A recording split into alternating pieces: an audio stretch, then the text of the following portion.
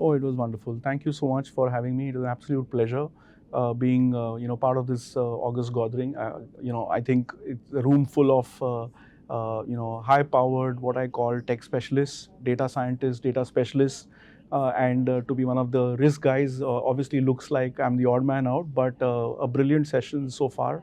And more importantly, I think it just brings the entire ecosystem of innovation, technology, and you add a little bit of risk to it.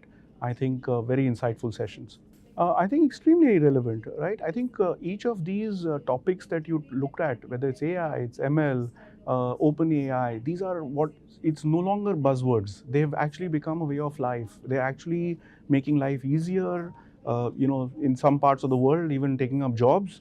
So extremely relevant in terms of topics. More importantly, I think the Indian perspective and the Indian context comes extremely vibrantly alive with this group of people, of experts and professionals. So from that point of view, I think extremely relevant, and I think the sessions have been extremely insightful and informative. So first and foremost, we've seen increase in the digital frauds. We've seen increase in terms of what is happening around the world and the ecosystem.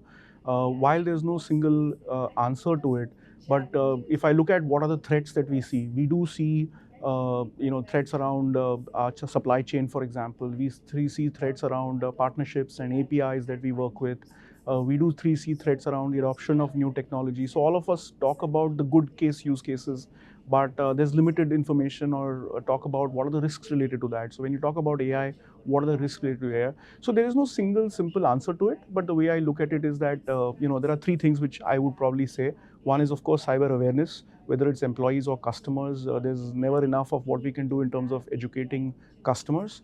The second is in terms of cyber collaboration, whether it is with peers, regulators, law enforcement agencies, our peers, for example. There's a lot more that we can do in terms of cyber collaboration. The third, I would say, is cyber resilience.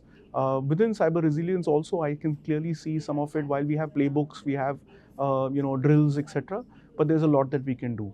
And finally, if I really look at it, there's one element which I still feel we need to do a lot more is investment in resilience, investment in risk mitigation of all of these new talk.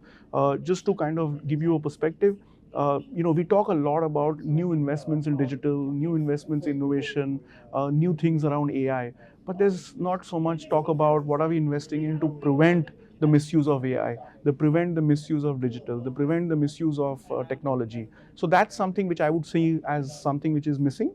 And of course, organizations like us or the ecosystem are investing, but in a sense, lagging behind what I would say is on the innovation and the digital side.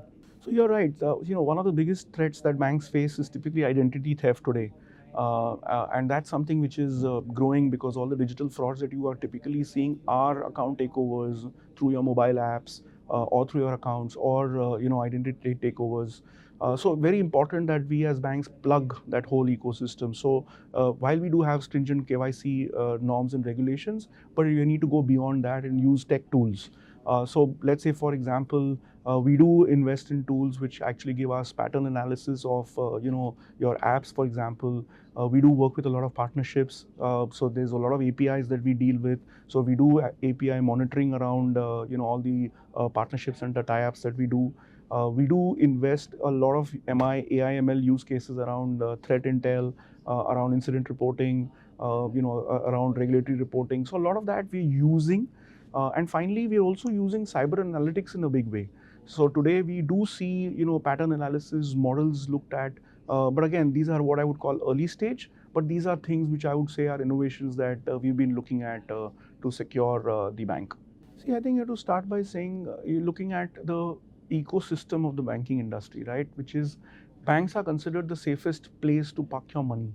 So there's a huge element of trust around a bank. So when a customer is opening any relationship with us, whether it is on the lending side or on the account side or a corporate relationship, but it's very important for us to ensure that the data that the customer provides is secure. And in a sense, you're also looking at customer protection with anything and everything that you do. So in a sense, we have a fiduciary responsibility to the customer to ensure that we protect that data. We don't allow that data theft to happen from our ecosystems. Also, do remember, it's not just banks or organizations, it is also the extended ecosystem, because we do work with partners. We do work with a lot of supply chain, in the ecosystem, who work with banks. So it's equally important for us to secure those systems to ensure data doesn't, but like I said earlier, there are enough and more instances where we've seen identity theft, we've seen data theft. So all we can do is secure whatever we can using the best tools, and work with the regulators, work with the law enforcement to ensure that at least we can bring the culprits to book. But it's an ongoing process. But we will always constantly be at it. There will never be a time when they will have done enough to protect the customer and their data.